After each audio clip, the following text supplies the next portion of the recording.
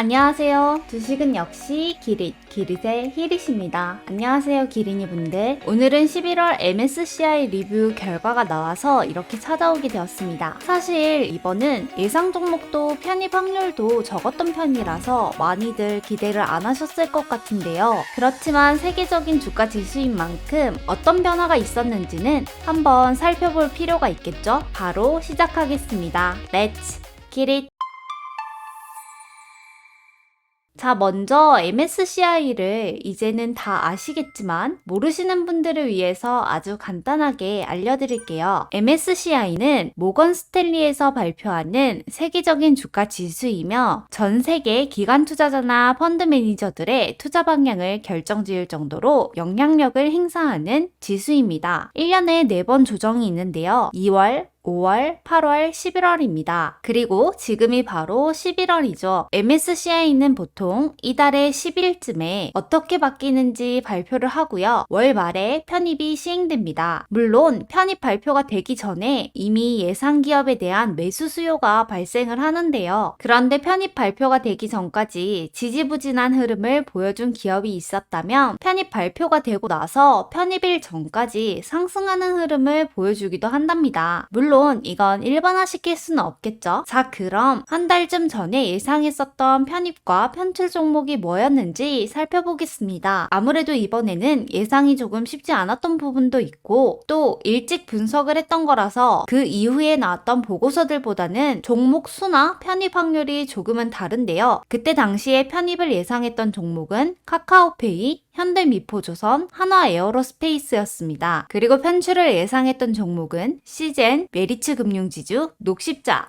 이렇게 있었다고 하네요. 자, 그럼 실제로 어떻게 바뀌었는지 봐야겠죠? 이번에는 편출이 역대급이었다고 합니다. 자료를 보시면 한국은 1개가 편입이 되고 10개가 편출이 되었는데요. 최근에 나왔던 증권가 예상에서는 편출 기업이 6개에서 8개 정도 될 거라고 예상을 했었다고 하는데 이를 넘어서 10개나 편출되었다고 합니다. 그래서 그만큼 더 충격적인 역대급 편출이라고 하네요. 자, 그럼 이번 MSCI에서는 왜 이런 일이 생겼을까요? 환율의 영향도 크다고 합니다. 8월 달부터 얼마 전까지 환율이 미친 듯한 모습을 보여줬죠. 그래서 환율 상승에 따라서 원화로 환산을 하면 시총 편입 기준점이 상승을 했다고 해요. 그리고 한국 시장 내에 중소형주의 상대적인 부진도 이러한 결과를 불러왔다고 합니다. 자, 그런데 사실 오늘 장이 진짜 기대되는 장이었죠. 미국에서 CPI가 서프라이즈로 나오면서 나스닥은 7%가 오르고 마감했습니다. 당연히 불타는 장이기는 한데 괜히 MSCI 대거 편출 소식을 보니까 씁쓸하기도 하고 마음 한편이 안 좋았죠. 불타는 증시에 찬물을 슬쩍 뿌리는 건 아닌가 싶었습니다. 자, 서론이 길었습니다. 그래서 뭐가 빠지고 뭐가 들어왔을까요? 짜잔! 들어온 한 개의 기업은 바로 현대미포조선이라고 합니다. 우리가 지난번에 공부했던 3개의 종목 중에 하나였죠. 그리고 편출되는 기업은 여기서부터 여기까지 알테오젠, 아모레지, CJENM, 대한통운, 녹십자, GS건설, LG생활건강 우선주, 메리츠금융지주, 시젠, SK케미칼이라고 합니다. 자, 그럼 편입 종목인 현대미포조선을 잠깐 살펴볼게요. 현대미포조선 같은 경우에는 오늘 5.8% 상승하면서 마감했네요. 제가 몇 개의 보고서를 확인해 보니까요. 유진증권에서는 이번 리밸런싱을 통해서 현대미포조선의 매입 수요는 1180억 원이 예상된다고 하고요. 신한 같은 경우에는 1368억, 유안타는 1695억이라고 합니다. 우리가 MSCI 편입에 대한 공부를 했던 게 9월 말에서 10월 초쯤이었을까요? 오히려 주가가 더 떨어지는 모습을 볼 수 있습니다. 과연 MSCI 편입으로 좋은 흐름이 나올 수 있을지 지켜봐야 되겠네요.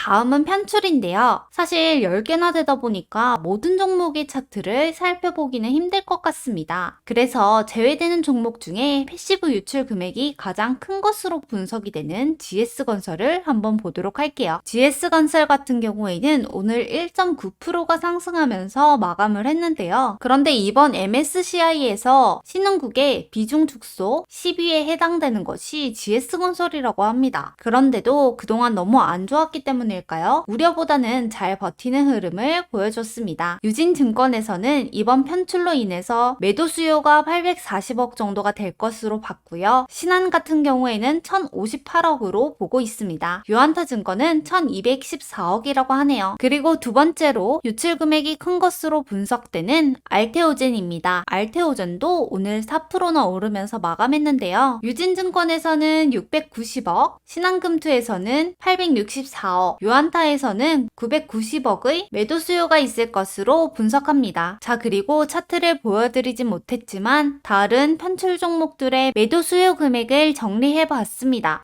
여기에는 표시를 못했는데 억 단위로 보시면 됩니다. 확실히 매수도 그렇고 매도도 그렇고 유진증권이 조금 보수적으로 보는 것 같습니다. 자, 그리고 여기서 끝이 아닙니다. 추가적으로 봐야 될 내용이 있어서 조금만 더 살펴보도록 할게요. 먼저 MSCI 신흥국 지수 내에서 한국 비중이 감소한다는 이야기입니다. 감소되는 비중은 0.08에서 0.09%포인트 정도가 될 것으로 보이고요. 신한에서는 국가 분류 변화에 따른 비중 변동이 크지 않으며 패시브 매도 수요는 제한적일 것이라고 분석했습니다. 그럼에도 리밸런싱 이래 외국인의 순매도가 나타날 수 있는 점은 부정적인 요소라고 하네요. 두 번째로 편입이 되어 있는 종목 중에 비중이 증가하는 종목 3가지입니다. 그 3가지는 LG에너지솔루션, 크래프톤, 카카오뱅크라고 하네요. 유진투자증권에서 분석한 자료에 따르면 LG에너지솔루션은 0.08%, 크래프톤과 카카오뱅크는 0.01%씩 비중이 증가할 것으로 본다고 합니다. 그래서 LG에너지솔루션을 보면 차트가 정말 어마어마하네요. LG에너지솔루션은 기존의 10%에서 15%로 유동 비율이 증가하게 되었다고 하는데요. 유진 같은 경우에는 3,750억, 그리고 신한 같은 경우에는 4,800억, 유한타 같은 경우에는 5,400억 정도의 매수 수요가 발생할 것으로 보고 있다고 합니다. 대충 평균을 내려보면 4,600억 정도가 됩니다. 그리고 크래프톤과 카카오뱅크인데요. 크래프톤과 카카오뱅크도 오늘 진짜 급등하는 흐름을 보여줬죠. 크래프톤에 대해서 유진은 500억, 유한타는 700억, 그리고 카카오뱅크에 대해서는 유진은 290억, 유한타는 400억의 매수 수요가 발생할 것으로 보인다고 합니다. 자, 마지막으로 MSCI의 스몰캡 지수도 변동이 있었습니다. 너무 많기 때문에 편입된 종목만 가지고 왔는데요. 여기 이렇게 줄이 쳐져 있는 것들은 스탠다드에서 삭제되고 스몰캡에 추가되는 종목들이고요. 이것들을 제외하고 다른 종목들을 보자면 A프로젠,